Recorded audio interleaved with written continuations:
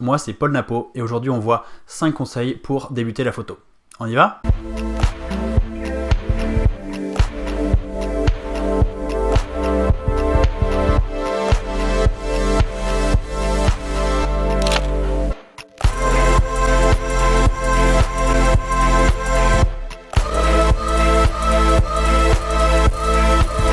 J'ai fait une première version de cette vidéo, j'ai déjà fait une vidéo qui s'appelle 5 conseils pour débutants en photo et c'est une vidéo qui vous a vraiment beaucoup plu. Pour tout vous dire, je crois que c'est même la deuxième vidéo la plus vue de ma chaîne avec quelque chose comme plus de 25 000 vues, je me rappelle plus trop. Mais bref, c'est une vidéo qui vous a beaucoup plu, même si en l'occurrence c'est une vidéo que j'ai faite il y a genre 1 an et demi, 2 ans, le son est dégueulasse, bref, c'était vraiment une vidéo du début, mais le sujet vous intéresse. Et le truc c'est qu'en préparant la première vidéo, j'avais vraiment dû faire un effort pour choisir que 5 conseils. Du coup, j'ai décidé de faire une version 2 avec 5 nouveaux conseils pour débuter la photo. Déjà très rapidement, qu'est-ce qu'on avait vu dans la première vidéo? Quels étaient les 5 premiers conseils? Premier conseil, s'il vous plaît, on arrête avec les horizons bancales. Deuxième conseil, on fait gaffe à son arrière-plan. Troisième conseil, on n'utilise pas le flash intégré de son appareil photo. Jamais, vraiment, c'est une très mauvaise idée. Quatrième conseil, il faut arrêter de penser que le post-traitement peut tout rattraper. Une photo qui est ratée, une photo qui est floue, restera ratée et floue, même si on passe sur Lightroom et Photoshop. Et enfin, cinquième et dernier conseil, essayez tout simplement de réfléchir avant de prendre des photos, de réfléchir avant de shooter, c'est comme ça que vous allez progresser en photo. Ça c'était pour les 5 premiers conseils. Aujourd'hui je vais vous livrer 5 conseils supplémentaires pour les débutants en photo. Ces 5 conseils, et même les 5 conseils d'avant d'ailleurs, ils viennent de mon expérience personnelle. Moi j'enseigne la photo sur internet, donc je fais beaucoup de coaching individuel sur Skype, je fais des coachings collectifs avec les élèves de ma formation, je fais aussi des cours individuels en face à face à Dublin. Bref, je suis beaucoup au contact des débutants et je vois que les erreurs des débutants sont vraiment toujours les mêmes. Donc je pense que ça peut être vraiment très utile d'avoir une liste de ces erreurs pour éviter de ne pas les reproduire vous-même. Le premier conseil, c'est de faire l'effort d'apprendre les bases de la photo. Franchement, techniquement, la photo, c'est pas très compliqué. Il y a quelques petits trucs à savoir, mais ça va pas très loin. Il n'y a pas besoin d'être ingénieur pour comprendre comment fonctionne un appareil photo. Et moi, je crois vraiment très fort que pour apprendre, il faut comprendre. Donc je pense qu'il faut que vous fassiez l'effort de comprendre comment fonctionne un appareil photo pour pouvoir réussir à bien le maîtriser, pour pouvoir réussir à bien maîtriser les différents paramètres. C'est vraiment simple, il n'y a pas grand chose à savoir. Il faut comprendre en gros le principe de l'exposition, comment on expose bien une photo, et donc les 3 paramètres principaux qui sont l'ouverture, la vitesse d'obturation et la sensibilité ISO. En gros, une fois qu'on a compris ça, on a vraiment compris le gros de la pratique photo, comment ça marche en termes de technique. Après, ce que je conseille, c'est d'apprendre un petit peu des bases de la composition, de la lecture d'une image, et une fois qu'on a ça, franchement, on a déjà des bonnes bases. Mais beaucoup de gens se contentent d'acheter l'appareil photo, souvent même très cher, et ensuite juste de faire quelques photos et de se dire « Ah, zut, mes photos sont pas terribles, c'est dommage, je suis pas bon en photo. » Alors qu'en fait, c'est juste qu'il manque les bases, il faut vraiment partir des bases pour construire le reste, c'est vraiment important, surtout que c'est si simple. Franchement, vous vous mettez 2 heures devant un ordi, vous regardez les bonnes vidéos et vous aurez les bases, que ce soit les bases techniques et les bases de composition. Alors bien sûr, vous ne saurez pas tout faire, mais en gros, vous comprendrez ce que vous êtes en train de faire quand vous prenez une photo. Si apprendre les bases vous intéresse, j'ai d'ailleurs créé une série de 4 vidéos, donc c'est vraiment très court, qui reprend les bases techniques de la photographie. Si ça vous intéresse, je vous mets ça dans les fiches et en description. Mon deuxième conseil, c'est tout simplement de garder votre argent. Alors, je m'explique un peu. Quand on commence la photo, on a besoin d'un appareil photo, un objectif, et franchement, c'est tout. Point. Pas besoin de trucs supplémentaires. Au début, on peut juste apprendre avec ce qu'on a. Vous achetez un appareil photo d'occasion, ça va vous coûter 200 €, vous aurez un truc correct, et vous pouvez apprendre la photo avec ça. Je reçois toujours des mails de gens qui me disent « Je suis débutant, je viens de commencer, j'ai déjà acheté un appareil photo avec un objectif du kit, donc souvent c'est un 18-55. Je voudrais m'acheter en plus un 55-200 pour avoir toute la plage focale. » Ça sert à rien. Franchement, commencez par apprendre à faire des photos, et ensuite, si jamais vous avez besoin d'un 200 mm parce que vous avez envie de faire quelque chose de précis qui vous nécessite que vous ayez un 200 mm, vous achèterez un 200 mm. Mais au début, vous allez commencer à faire des photos un peu de tout, et ça se trouve, vous allez vous apercevoir que vous n'avez jamais besoin de faire de la photo de loin. Le 200 mm, c'est utile si vous faites de la photo animalière ou de la photo de sport. En gros, alors il peut y avoir d'autres utilités, mais moi, c'est les 2 utilités principales que je vois. Moi, par exemple, je fais jamais de photo animalière, jamais de photo de sport. Si je m'étais acheté un 200 mm au début, il aurait juste jamais servi. Vraiment, ne commencez pas à acheter plein de trucs, ça sert à rien. Avec un appareil photo et un objectif d'entrée de gamme, on peut déjà très bien apprendre la photo pendant 6 mois, 1 an, sans avoir besoin de racheter quoi que ce soit. Si vous avez des sous en trop, ça arrive, il y a différentes manières de les dépenser en photo, mais vous précipitez pas pour acheter plein de matériel. Vous pouvez par exemple le mettre de côté pour avoir un petit peu plus d'argent et choisir dans un an un très bon objectif qui va correspondre parfaitement à votre pratique, un objectif par exemple à grande ouverture de très grande qualité. Ça va vraiment augmenter votre qualité d'image, donc c'est quelque chose à faire au bout d'un moment, mais quand on sait ce qu'on veut, pas directement dès le début. Vous pouvez vous former avec, acheter une formation, acheter un workshop. Vous pouvez aussi utiliser cet argent pour vous payer un voyage ou un week-end, histoire de faire vraiment des photos. Vous pouvez vous payer les services d'un modèle, vous pouvez louer un studio. Bref, mettez cet argent dans la pratique de la photo plutôt que dans le fait d'acheter du nouveau matériel alors que vous savez même pas ce dont vous avez besoin. Le troisième conseil pour débutants en photo, c'est tout simplement de faire plus de photos. C'est vraiment une des erreurs les plus courantes que je croise chez mes élèves que je suis régulièrement.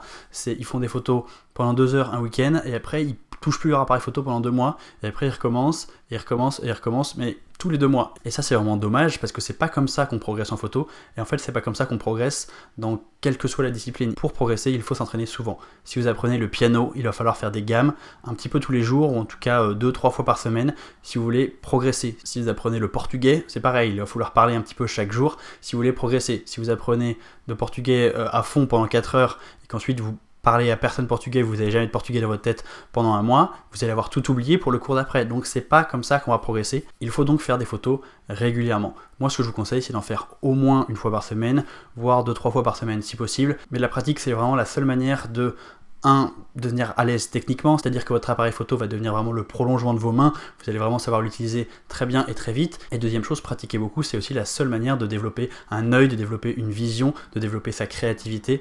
Donc tout ce qui est composition aussi nécessite de l'entraînement, beaucoup d'entraînement. Donc faites des photos beaucoup et souvent. Quatrième conseil, et je sais que celui-là il va avoir l'air un petit peu antithétique avec le conseil numéro 3, c'est faites beaucoup de tri, ne montrez pas beaucoup de photos. Alors oui, je vous ai dit juste avant, faites beaucoup de photos, mais faire beaucoup de photos, ça ne veut pas dire montrer beaucoup de photos. Faire beaucoup de photos, ça veut dire que vous allez avoir plus de photos parmi lesquelles choisir pour finalement n'en montrer que quelques-unes. Faire du tri, c'est hyper important. Alors j'en ai déjà parlé dans une autre vidéo, et surtout j'ai une vidéo dédiée au tri qui va sortir bientôt, donc on va pas s'apesantir trop longtemps sur le sujet, mais en gros il y a 2 raisons à ça. Petit 1, si vous montrez trop de photos, globalement la qualité de l'ensemble va être plus basse parce qu'on ne peut pas produire toujours de la top qualité.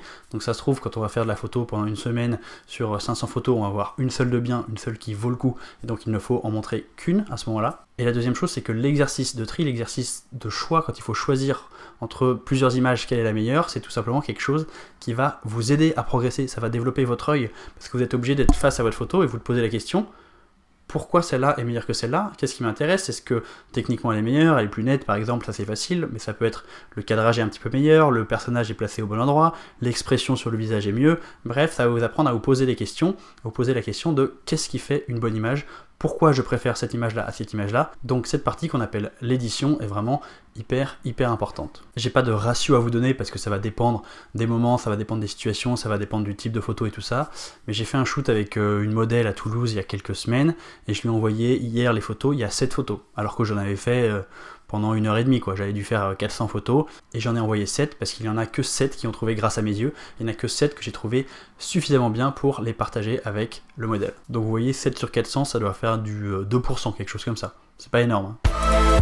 Et maintenant le 5e et dernier conseil, c'est celui que je trouve le plus important de la série, mais il est aussi un petit peu plus compliqué à mettre en place, il demande plus de réflexion, c'est penser au sujet. Demandez-vous, qu'est-ce que c'est le sujet que je photographie et pourquoi je le photographie? Quand je vois des photos de débutants, que ce soit sur les groupes Facebook que j'anime, que ce soit avec mes élèves quand ils m'envoient des photos pour les coachings, je me retrouve avec plein de photos qui n'ont pas ou peu de sujet. Pourquoi vous avez pris cette photo? Qu'est-ce que vous aviez envie de montrer à travers cette image?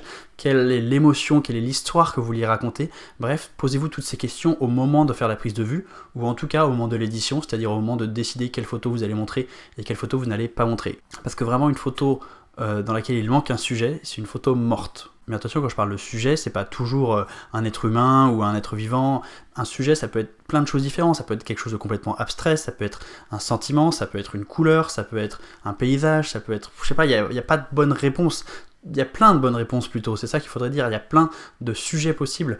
Mais en fait, se poser la question quel est le sujet de ma photo, c'est plus ou moins se poser la question quel est l'intérêt de ma photo. Parce que parfois, on va faire une photo d'un chien, mais qui n'a pas de sujet. Parce que prendre une photo de chien pour prendre une photo de chien, c'est pas méga intéressant, sauf si la photo elle est techniquement extraordinaire. Mais prendre une photo d'un chien qui court, d'un chien qui saute, d'un chien qui joue, là il y a déjà un sujet qui est un petit peu plus fouillé, qui est un petit peu plus précis, qui est un petit peu plus intéressant. Est-ce que vous voyez ce que je veux dire? En fait, je crois que le meilleur moyen d'appréhender ce conseil-là, le conseil numéro 5, à savoir de réfléchir au sujet de notre image, c'est de se poser la question quand on prend une photo, Est-ce que quelqu'un d'extérieur va voir un intérêt à cette photo? Un bon exemple pour ça, c'est les photos de famille. Clairement, les photos de famille, ça peut être très chiant, très peu intéressant ou vraiment très stylé. Et le problème, c'est que vous n'êtes pas objectif parce que c'est des photos de vos enfants, des photos de vos parents, c'est des photos de gens qui sont proches de vous. Et du coup, vous posez la question, est-ce qu'il y a un vrai sujet? Ça revient à vous demander, est-ce que cette photo, elle serait intéressante pour d'autres personnes que moi? Un bon exemple de ça, c'est le travail de la photographe Saliman qui a fait beaucoup de photos de sa famille.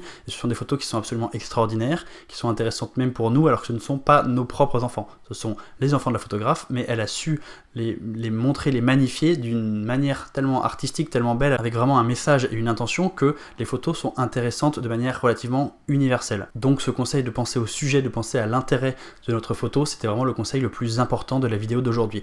Encore un petit exemple là, qui vient de me venir en tête, une photo de fleurs par exemple, une photo de macro de fleurs. Ça peut être vraiment très chiant une photo de fleurs ou une photo de plante, ça peut être pas du tout intéressant. Si on fait rien d'autre que montrer une fleur, bah voilà, c'est une fleur quoi, point. Alors que si on fait un travail au moment de prendre la photo en se demandant, ok, qu'est-ce que je veux montrer dans cette fleur, dans cette plante, est-ce que je veux montrer les textures, est-ce que je veux montrer quelque chose de graphique, est-ce que je veux montrer ce que cette fleur représente, bref, on a des moyens de montrer une fleur, une plante de manière moins chiante tout simplement. Voilà, c'est ça que je voulais vous dire. Regardez par exemple cette série que j'ai fait dans un jardin botanique. J'ai fait 3 photos de plantes avec vraiment une intention photographique précise, à savoir de faire quelque chose de graphique avec des plantes. Voilà. Et là, je trouve que ces photos sont plus intéressantes qu'une photo bateau. Regardez, ça c'est une fleur. Parce que je suis allé plus loin dans la réflexion, dans le fait de se poser la question, c'est quoi mon sujet, qu'est-ce que je veux montrer? Puis c'est tout pour aujourd'hui. Comme d'habitude, j'ai un peu trop parlé. J'essaie de faire des vidéos plus courtes en ce moment, mais ça marche qu'à moitié. N'oubliez pas le pouce bleu, on s'abonne, tout ça comme d'habitude. Vous pouvez aussi me suivre sur Instagram si ça vous intéresse de suivre mon travail, @paul_napo. Pour aller plus loin, si ça vous intéresse d'apprendre à développer votre créativité, j'ai écrit un guide qui s'appelle Devenez un meilleur photographe en 12 semaines qui contient 12 exercices créatifs. Vous pouvez le télécharger gratuitement en cliquant sur le lien dans la description. Allez, nous on se dit à la semaine prochaine pour un nouveau tuto. Salut!